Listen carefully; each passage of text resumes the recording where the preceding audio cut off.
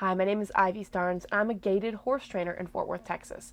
Today we're tackling a topic that I've talked about before, but I know we have a lot of new people on this page. And one of the biggest questions I get from beginners to gait, from people that are new to gaited horses, is how do you get them to gait? How do you hold the reins? How do you sit? The question they ask me is, how was this horse trained to gait? They ask that because if you come from a walk, trot, canter background, those horses all knew how to walk, trot, and canter. You just give a little cluck, a little squeeze, off they went. You were hunky-dory. And a lot of the cues were the same between many of the different horses that you would try, unless you were taking more advanced lessons. And so the question is, I'm new, I have a new gaited horse, or I'm riding a lesson horse, and how do I get my horse to gait? And it's a really good question, and unfortunately, people are often surprised by the answer. The answer is there is no cue or no way to ride a gaited horse to just get gait. A lot of times people assume it's like, oh, well, you hold contact and you ask them to go and they'll gait. But very rarely is that the case, and it's something that people that are selling gaited horses are doing a disservice to their clients, to the buyers.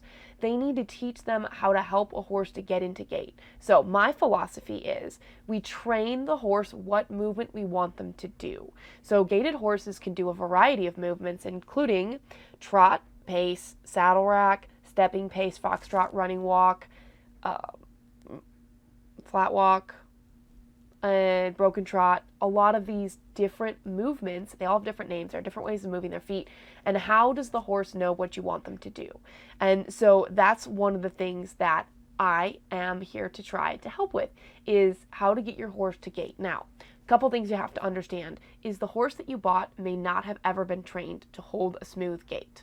And I say smooth because a horse can do a stepping pace, and it is 4 beats. There is 4 beats, but it is technically not the smoothest they could be. Or the horse may have been allowed to pace and never was taught to gait. So you may bring the horse to me or ask me a question, say, I bought this gaited horse and how do I get him to gait? Well, if your horse has never been trained to gait correctly, and you can't assume that they have been, there's no way to ride to get gait. You need to then train the horse to get gait, and we'll talk about that in a minute. My other video on this that I named, I called the magic cue to get gait, and it's sort of clickbait, but there is no magic cue. There is no one way to sit or to hold the reins or voice to use to get gait, and that's what makes gaited horses so incredibly hard compared to non-gaited horses. What we need to do is get the horse to get into gait, and there's a variety of ways, whether they're trotty or pacey, and then once they get into gait, we stop and praise. And the stop and praise is to let them know that they did the right thing. Now, you'll find a lot of people will tell you that, oh, don't stop and praise, just pet them and give them a loose rein. But I find that that's not enough for the horse to know that they did the right thing, because they want to do it again. You want them to understand when they get in the right movement that we want them to repeat it. One of the things that a lot of people will say is, if you get them in the gait, just let them go. And so many people come to my clinic or ask me for help, and they say, I got gait 1 time or 2 times, or this other day I got gait. And when I got gait, I let the horse go, and then they fell out of it and wouldn't get into it again. So clearly just allowing the horse to keep going isn't enough to get continuous gait. And that's what you have to realize when you're training this, is that your horse has to understand what you're asking, and this means when they get into gait, you stop and praise. Now, as you do stop and praise every time they gait, they gradually hold it longer and longer. So it may only be a few steps at the beginning, but they'll start to hold it for 20 feet, 30 feet, 40 feet, 50, 100, 200, 300, and then you gradually build up their endurance and stamina, and you'll get hundreds of feet. Now, I want to show for anybody that's watching why there's no bit, there's no rein cue, there's no way to sit that's going to get gait. I'm going to show you a variety of horses and breeds and show you how they're gaiting on a loose rein. First up, this is Luna. Oops, gotta fix this little bit here. She is a Tennessee walking horse. This is from 3 years ago. No, it's about 2 years ago. and she is gaiting on a completely loose rein. She does have a snaffle in her mouth. She's a Tennessee walking horse, registered actually, and she's doing a nice little saddle rack. And I want you to know, all these horses that you see in these little clips, none of them came to me gaiting. I have longer footage of all of these, and a lot of these videos are in the private training group. But this horse was a Tennessee walking horse. She was pacey when she came, but after about 4 weeks of training, she started gaiting. And that's not with any special shoes. That's not with special trimming. That's not with a special bit or saddle. When I taught her to be relaxed, when she gaited a few steps, I stopped and praised. Now, that's, of course, a very simplified version, but it's the truth. So this is Gunner. He is a horse that I own currently, and he is for sale. He came to me very trotty. He's a Rocky Mountain, registered Rocky Mountain, also double registered Kentucky Mountain, and he came very trotty, but he also paced. And through getting him stronger and training, we now have a lovely gait. Beautiful gait. This is a training video, and a lot of his training videos are available on the private training group as how to build more and more gait. I'm asking him to slow down. Bring his attention on me. See how his ears are really forward because the horse is running around. Good.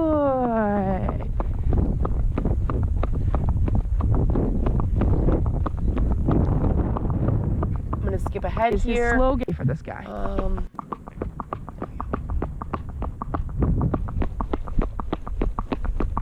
You can see my reins. I'm holding them just for steering mostly because he likes to drift to the left and I need to keep him on the right side for safety. But my reins are loose. He is also being ridden in a snaffle bit. So he came to me not gaiting at all, hardly any training. And whenever I could get gait, I'd stop and praise. Let's look at this horse. I believe this mare is a foxtrotter. This was from a few years ago in Texas. That's why the footage isn't as good. And she came very pacey, but in just 3 days at a clinic, 3 days, we got her gaiting like this and added some speed to where I think I had her about 7 or 8 miles an hour. She's doing a nice little saddle rack as well.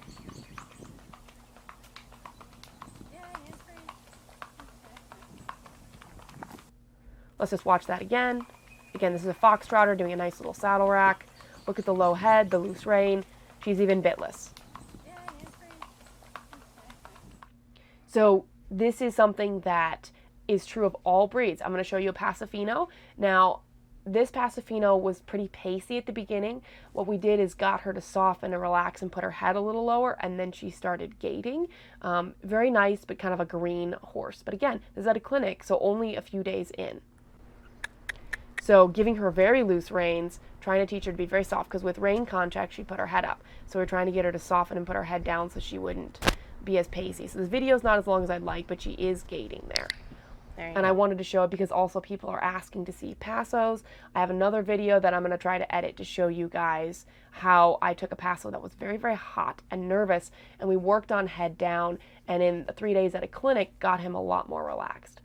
This is Willow. I can't remember what breed she is. She might be a Rocky, and she came very, very, very pacey and then ended up being really nicely gaited here. This is super slow motion, so you can see I like to use this clip because of the low head. You can see the relaxed lower part of her neck. You can see the completely loose reins and her gaiting really well. You can see the movement of my hips back and forth as it's a little bit of a wiggle, wiggle, wiggle. As your hips should move with the horses. My shoulders are not bouncing. If you look at my braid, you'll see it is gently swaying back and forth, not bouncing up and down. You can see the tail has a little bit of a bob. It is up. That's really normal for a lot of gaited horses. And wow, not curious group today. So if you have any questions, go ahead and comment.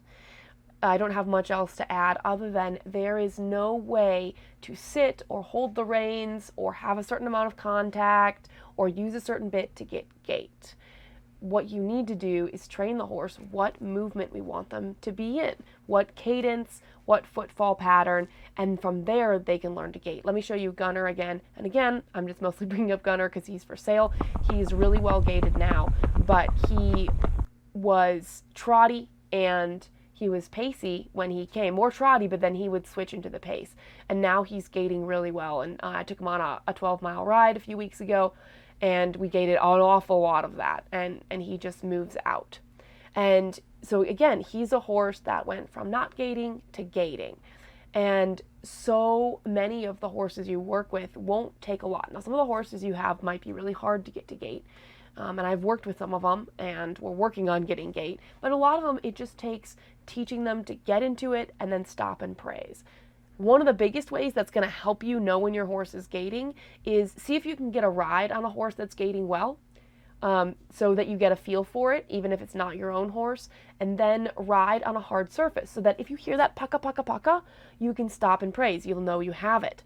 Once you're used to hearing it, you can hear it, you start to notice what your seat is feeling and what the horse looks like. If your horse's head is really high, most likely they're pacing or doing a stepping pace. If you have any kind of bounce to your shoulders, most likely they're not gaiting. If you see their head in between their ears going side to side, most likely they're pacing. And there's a lot of other indicators, and I have a lot of videos on for free, but also I have the private training group. The private training group, this is December 2020. In January 2023, the price is going to go up to $200. Right now it's $99, and you're in for life. It's not even a yearly thing. You're in forever. And I'm constantly adding new footage. You can post your own videos there and give a lot of feedback. Also, watch out. We have a clinic schedule coming soon. Everybody's been asking about that. We have confirmed clinics in New Hampshire, New York, California, Kansas, Missouri, and Tennessee. So those schedules are coming soon. One of the things that I'm going to start I'm going to offer this. This is going to be a bonus for anybody that's in the clinic. I'm going to give you some homework to do, hopefully a few months before the clinic, and be happy to do one-on-one sessions to get the horse as prepped as possible so we can make a lot of progress at the clinic, which is going to be a lot of fun. It's always a lot of fun. Clinics are so much fun. My favorite things. Anyway, if you have any questions and you missed the live video, then missed this live, go ahead and post them in the comments and I'll do my very best to get to them. Coming up soon, we're going to do a video about respect in terms of how do you help the horse stay out of your space or stay safe and have the relationship and also the control to allow you to keep the horse from like running over the top of you or being really nervous. So we're going to talk about that because I know that's been a question a lot of people have. Deb asks, when am I coming to Canada? Deb, there is a possibility of me coming to Alberta. So I don't know if you were asking about Alberta, but that's really the only place I have a ton of interest in having somebody offer to set it up. And again, I only do 10 clinics a year. That limits me a lot as to who I can say yes to, and I'm really sorry. April, thank you. I'm glad it was informative. Angie says, come to Iowa. I have a place for you at a clinic. Angie, I wish I could say yes. I did one in Iowa last year, and it was great. I can't say yes to everybody. I wish I could. I really wish I could. But message me your information. Like, you have to have a covered arena. You have to have a road or driveway for us to ride on. Let me know how much it costs and what accommodations you have for me and my husband, and I'll get you on a list. So I had several people that had said they wanted a clinic this year that backed out.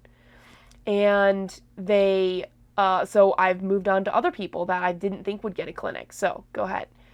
Yeah, Deb, sorry, nothing in Ontario this year. Michelle says, where in New York? That is a good question.